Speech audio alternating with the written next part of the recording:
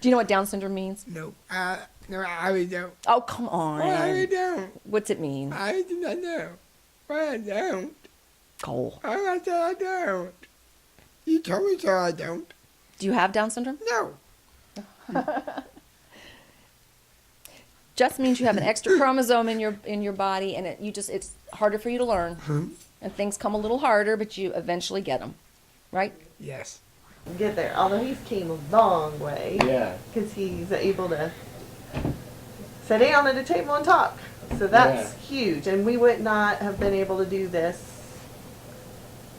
18 months ago. Right.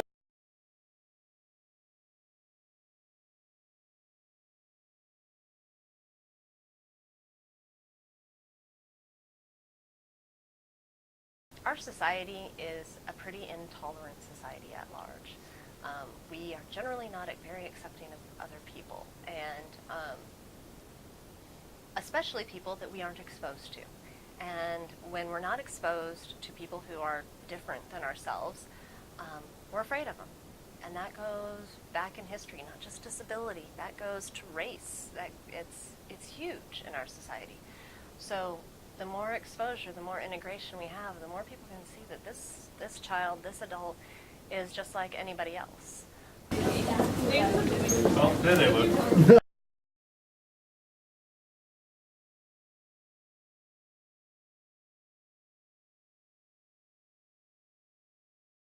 One of the teachers was showing like the film for the basketball film, and it didn't look that good at all, and I said I thought I could do better. James is very particular about what he does, and so he takes a lot of pride in doing things right. And so if film doesn't go right, he always wants to view what he does, and he asks to be critiqued and what we could do different. And so he definitely he takes a lot of pride and wants things to be done correctly, and he did that. You know, at the end of the year, he wanted to make sure that we gave him copies of everything so he could view and make any corrections that he needed to make. So he's actually very, very nice person to have with our program, because film's a very important part of what we do, and so to have somebody that takes pride in doing things right was a big benefit to us.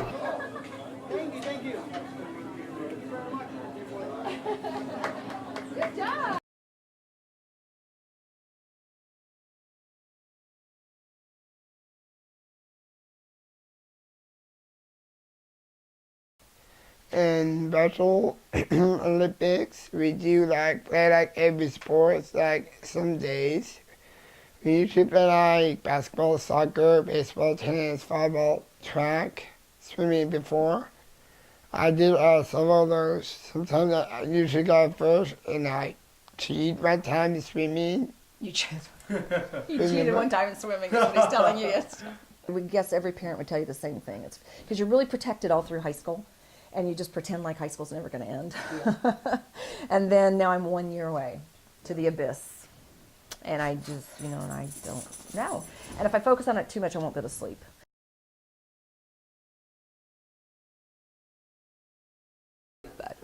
But we've had bumps in the roads too. I mean, bumps in the road, and even with our school, we had bumps in the road. I mean, he's had to switch schools a couple of times.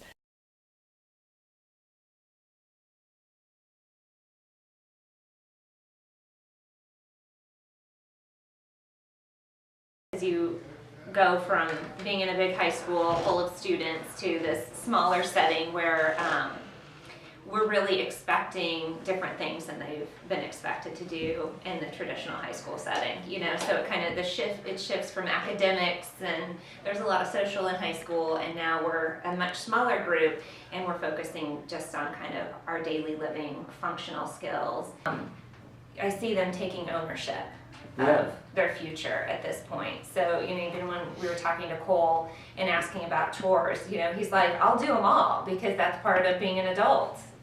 He's not complaining about it. He recognizes that in order to be independent and to have his own apartment, that's just part of life. Yeah. So I think that message becomes clear to students maybe when they get to this stage. I don't know, it's been good. It's really been good overall. I mean, every now and then there's tears, because, it's not easy. and mostly it's not easy for him. And he struggles sometimes because he should wear glasses and he doesn't want to because he doesn't want to, be different. He really needs a hearing aid. He won't wear a hearing aid because he doesn't want to be different. So yeah, you like to try to fit in with all the other guys, and that's the heartache when I see him try so hard. I think they were nice. Everyone was nice to him, very nice to him. Yeah. But for whatever reason, we were never successful in getting into like a group that would take him out. Okay, yeah. Unfortunately, and that was a heartache, you know. And when he was in elementary school, I even asked parents, "Can you please invite him to a birthday party?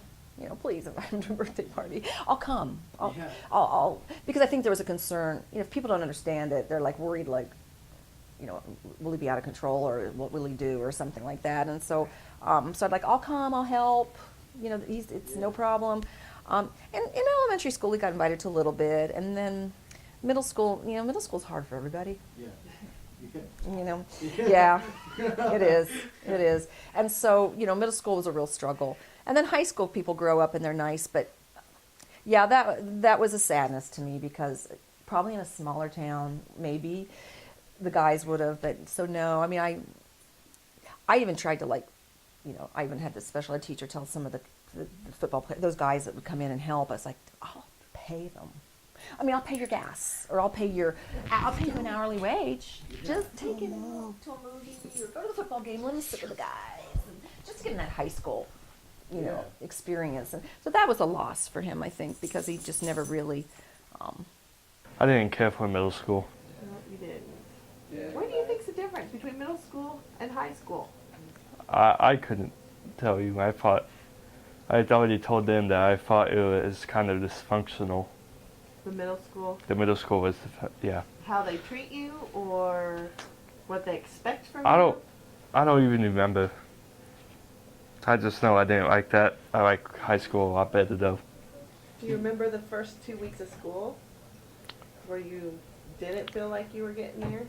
I don't know back to there? what was going on about that. But see, that's how comfortable you can because you were really worried back then. And you've already moved on. It's all, you just forget the things you can't do and you just keep going. So I remember when he came into middle school, Cassie was very nervous about the transition and what is this going to look like because he's not going to be in the same classroom all day long. And so she really prepared us. And honestly, there's a lot of male teachers at the middle school, and they just kind of took him in and accepted him for who he was. And, he might be sitting in the back of the room so that, if he needed to get up, a lot of times he would get up and walk around the room with his hand up. And so they would just let him. They knew that he was listening. Changing classes, organization, that kind of stuff just didn't seem to be as much of a struggle. We were concerned about high school, but he has really come in and really done well. I mean, because I was worried for him if he was working in a group with older kids and one of them thought that they had the right answer, but James thought he had. Sometimes that's a struggle for him because he can't get past that. But I haven't heard of any conflicts or anything.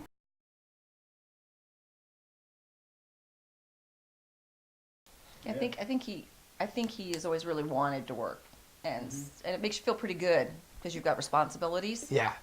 And they expect you to do certain things, and you work hard. Yes. Yes.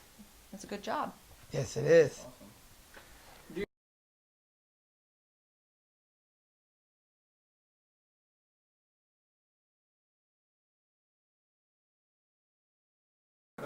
Yeah.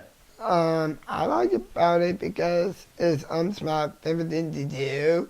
Like it's fun things. Like if I do really great, and I usually get break down and keep working like half hour I think. And it's more fun stuff that my boss telling me to do right thing to do. Just keep working. And Cole's have been about, he wants to work in the community. He wants to be around people. He wants to make money. Yeah. He usually in those he talks about living in his own apartment. He wants to work a quick trip. But I think he really understands what he's doing now is like a real job. Mm-hmm. So I think that's motivated him. I think he feels more self-confident. That feel like you can really go out and do it. Yeah, I think so, yes. Maybe. Hard to say. Yeah. Probably want to do something that electronics related. Oh, you do? Yeah. You're kind of starting to realize that you're going to need the payment part of it, right? Right. Is that what's Mm. in your head now? Dad and I have kind of said his grades and his abilities is going to pay for college, and he's going to have to work to get his own car. So, and that's Right. part of he's starting to understand that. Yeah. I get kind of nervous because I only know my small little world. Right. And I, worked in fast food. I worked at a Dairy Queen for 15 years, Okay. only because my dad owned it. Really? And so I know, it's just work, work, work and Yeah. stuff like that. Yeah. So I get really worried when, and it's his passion, and you see lots of kids that like it, but then you hear, oh, you'll never get a job in that, Right. And so, No doubt. but at the same time, I also want to say, hey, if that's what you want to do, let's find the way to do it. Yeah. What would you prefer to be? Do you know if you want to go to college or get a job, or is it too far out I to don't- think about? I don't know. I'll improvise. You what? Improvise? Yeah. Yeah. Is that what you said?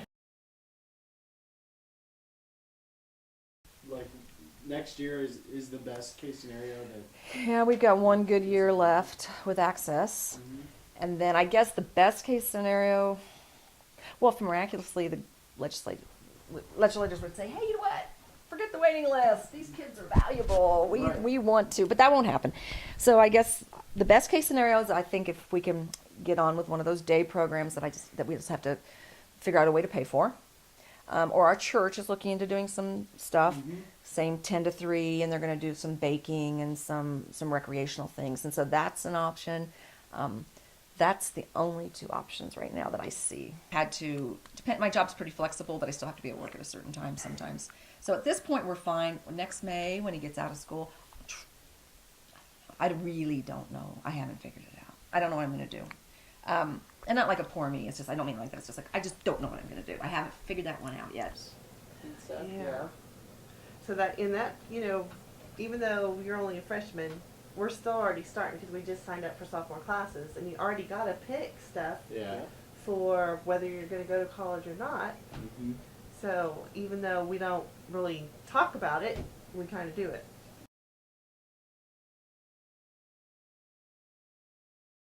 And definitely between middle school and high school, when given the supports that he needs, I worked really hard to get, there's a certain padlock that he's very successful with, and it just took a switching out of the mechanism.